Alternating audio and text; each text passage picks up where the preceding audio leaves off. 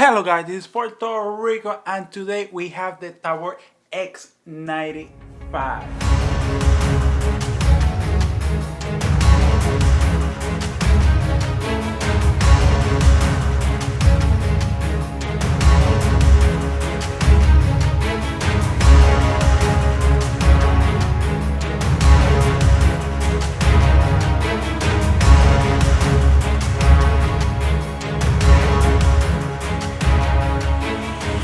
And at first hand you can notice this is not your standard rifle or AR-15 like this one's right here. This is the Daniel Defense, and the reason is because this is a bullpup rifle, so the magazine will come right here in the back, and the trigger assembly will have a bar that will go all the way from back here to here in the front. This rifle is based on the X95 rifle that entered the service with the Israeli Defense Force or IDF a couple years ago, and in 2015 US made this rifle available for law enforcement and military in the United States. The Tavor X95 by IWI caught the eye of a lot of people because this is not your standard rifle. This is technically a rifle because it has a 16-inch barrel, but at the same time it's super compact because of the model of this rifle. The overall length of the Tavor X95 is around 26 inches, and if you compare that to the fully collapsed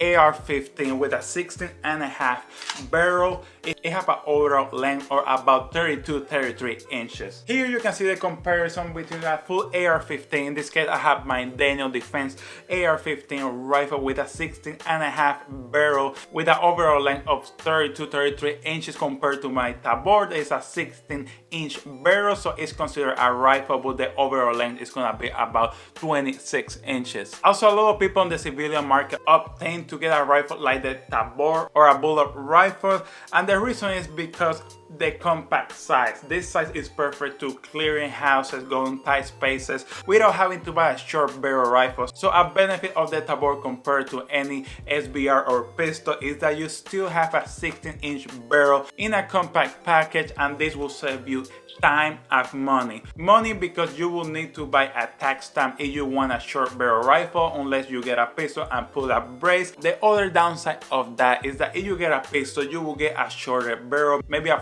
10 inches barrel, and you will lose the advantage of having a 16-inch length barrel. The other thing that you're gonna say is time, because if you get a rifle like this you will be ready to go and take it to the range. If you get an SBR you will need to wait around 9 months to get an approval and get your short barrel rifle. In an indoor situation with the Tavor X95 you get the advantage of having a full-size rifle, 16 inches, but being compact enough that you get the advantage of the SBR at the same time, basically. For being a modern 5.56 rifle, the Tavor is a little bit heavier at 8 pounds. Even the small size factor without the optic, the light, or slings, or any other accessory, it weighs 8 pounds purely on the gun. If I compare that with a modern AR-15 rifle, this Daniel Defense weighs around 6 pounds, and that's 2 pounds lighter. I don't know what it is about the Tavor that the balance, the small size, make it feel super good in your hand and you barely notice that way. I bet if you're in a military or you're in a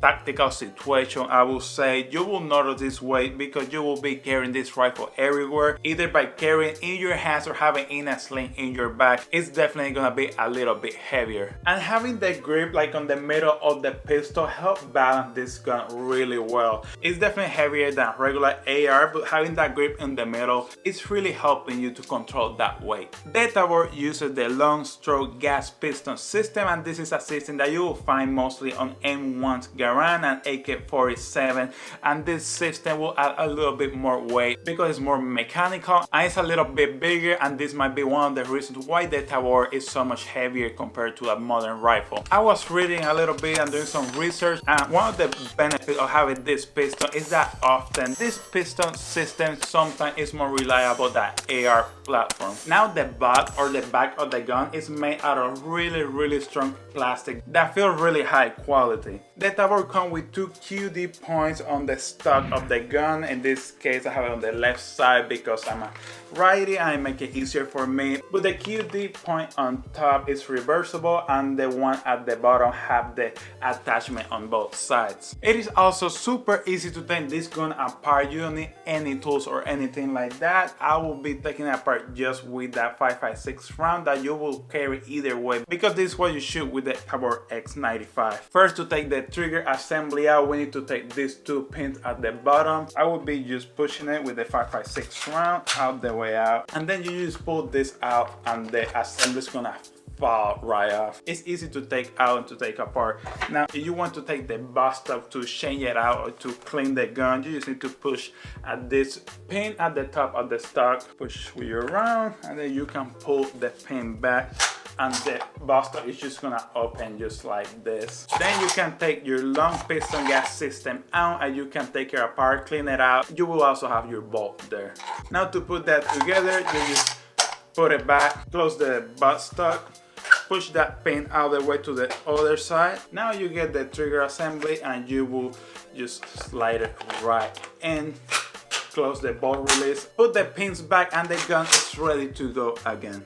Also, another law enforcement or military have a steel butt stock that is super thin. I prefer this rubbery butt stock because it will give me more leverage. It's gonna be a little bit longer on the butt stock, so I'll be able to aim better and hold the rifle a little bit better. If you have that shorter steel butt stock, the rifle is gonna be even closer to your body and the recoil is gonna hurt you even more. Another difference between the Tavor and the AR-15 is that the charging handle is all the way on the front of this rifle and on the side. It's easy to actuate, but when you're holding this gun, you need to make sure when you're shooting this gun, you're not gripping it too close to this charging handle, because when you move back and forward, the charging handle might pinch your hand. This rifle has Picatinny rail all the way on the top, and a feature that you might not notice at first when you buy this rifle when you're shooting it is that in the Picatinny rail, you have some integrated steel sights. You can flip them on and they're ready to go. So when you buy this pistol, you can just take it to the range, put a couple of rounds into it and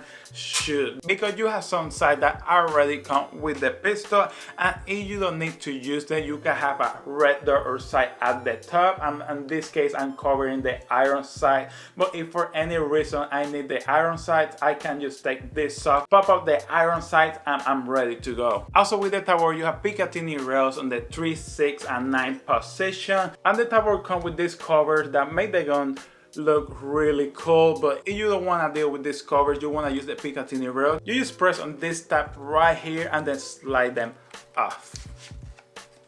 Just like that. The cover that comes with the Tavor to cover the Picatinny rail at the 6th position comes with a hand stop, and that's really nice to have there if you don't want to put a vertical grip on this pistol. I personally have a Magpul MOE vertical grip right here that will help me when shooting this gun and to manage the recoil. And again, you don't need a tool to take these panels apart, you just press the tab and slide them off. Now with the grip of the Tavor, and this is a little con to me because the Tavor have not a trigger guard right here. My hand was slipping up sometimes when I was running and trying to shoot. I had to re-grip the gun because my hand will be all the way up here. So I personally rather have a trigger guard here, and I believe the Tavor has some kits where you can change the grip of this rifle and customize it to your needs. And I think that's something I will do in the future. I will change the grip where I can grip the gun with that trigger guard and I don't have to worry about the grip slipping up in my hand and having to re-grip again and essentially wasting some time. This Tavor is chambered in 5.56, but they have some 300 blackout and 9mm models. A cool fact that you might not know or notice is that this rifle is named the Tavor X95, the X95 coming from the Tavor X 9mm and 5 from 5.56, and that's a cool fact that I read the other day. Also, you have a Tavor that is chambered in 300 blackout, but it is a different model. The controls for the Tavor are just a little different from the the AR-15, but they are really similar. Your magazine release is gonna be by your index finger, and you're a lefty, the same thing. These controls are ambidextrous, but the magazine release is just a little closer to your hand. You might have to move your hand a little bit to hit the magazine release if you have bigger hands. If you have hands like me, I consider my hands be maybe a little bit above average big hands. I only have to bend my index finger a little bit to hit the magazine release. The safety and fire is around the same location right here. It's super easy to switch from safe to fire. I can hit this control without barely moving my hand, and that's a big pro for me. With some AR-15, I have to break my grip and hit that lever, but with the Tavor, I don't have to do that. I can just use my thumb and I will be ready to go. Now, since this is a bullet rifle, the ball release is in a really weird position. If I have my regular AR-15, I will be shooting. The last round, my gun is gonna lock back. I will do my reload, put the magazine back, and I will hit the magazine release right here and be ready to shoot again. With the Tavor, I'm shooting, the bolt locks back, I hit my magazine release, get my magazine out, bring the other magazine in, and instead hitting a bolt release that we are used to on the AR-15, that is on this side of the grip, you will have to hit it back here. So I believe with practice you can get used to anything. We take magazine out, we put a magazine in, and right there you have your bolt release, and then you're ready to keep shooting. Also, if you're trying to do long range shooting, this might be a little problem, because if you put this on a rest, the sandbag might be on bottom of the stock, and when you're shooting, the Tavor is not going to lock back on the last round because you're putting that sandbag right underneath the bolt release. Now, the price for the Tavor is a little issue for most people. The Tavor MSRP is around $2,000 or $19.99. Of course, you can find it for $17, even less street price or used in a pawn shop or something like that. But if you're trying to get a new one, it might be around $2,000. But you need to make sure if this is worth it for you. If you're trying to get an SBR, you will need to buy a tax stand, and you're gonna need to wait around 9 months. With the Tavor, you don't have to do that. There you're saving money and time. Also, with the Tavor, you're gonna have a short rifle with a 16-inch barrel, and you will get the benefits of a full-size rifle barrel with a SBR or pistol size. So I took the Tavor to the range and I shot a couple hundred rounds, and the recoil felt super good. I don't think it was anything crazy, and I can say this rubbery buttstock definitely helped a little bit. Since this is a really compact gun and it's really close to my body, I'm not a really experienced shooter, so it was a little harder for me to aim really fast with this. I can definitely aim a little bit faster with my standard AR-15 or AR pistol,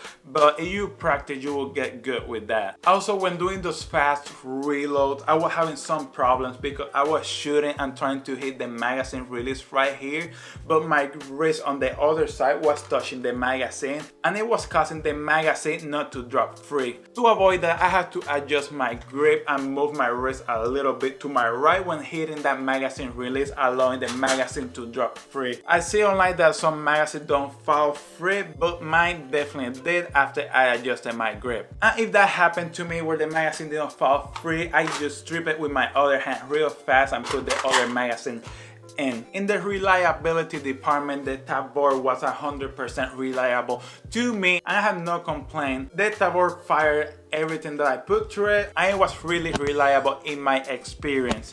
Now, I cannot relate to the experience of other people because this is the Tavor that I was using and this is the Tavor I am talking about. In my final thoughts, I think the Tavor is a higher end rifle than other rifles that most people own, and if you want to buy something like this, you really need to dig into it and make sure that you want a Tavor like this because the price is $19.99. You can get 3 to 4 rifles depending on how much they cost, but you will definitely not get something like the Tavor. With the bullpup design giving you the advantage of a short barrel rifle or an AR pistol with the compact size at the 16-inch barrel. Because of the different form factor and the magazine is in the back and the bolt release is right here, you will need to practice with a rifle like this if you own it and you're planning to use it as a your home defense, or if you're gonna use it on the field. The controls are really similar to the AR-15, so most people are used to it, but it's a little different if you have your magazines in the back. So if you want to get used to a rifle like this, you will definitely need to get some rounds and shoot it at the range. I had no malfunction while shooting this rifle at all, and it was 100% reliable to me, and I have a blast at the range. It is super fun to shoot a rifle this big with a full-size barrel, and I bet that if you get the chance to shoot something like this, you will definitely have a blast too. I think the biggest benefit that you get from a rifle like this is that you get a 16-inch barrel in a 26 inches package with this rubbery butt stock, compared with the AR-15 that have a stock all the way collapsed. You will have an overall length of about 32 to 33 inches at the smaller configuration. This is all I have to say about the Tavor X95. If you like this video, please hit the like button below. Please subscribe and see you till next time.